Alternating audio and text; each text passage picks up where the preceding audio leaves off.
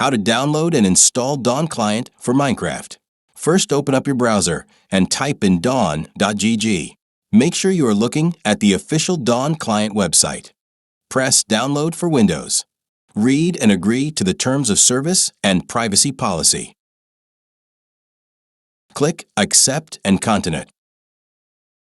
Press Download Windows Beta. Click Got it. Start download. Dawnclient will now start downloading. Press Open at the top right to finish the download. When the download is done, dawnclient will open. Choose Java Windows mode. It doesn't matter which mode you choose. Review privacy choices and click Save and Exit. Decide if you want to import old Feather data. Press Play now and log into your Minecraft account to launch dawnclient and start playing Minecraft. It can take a while to launch dawnclient for the first time.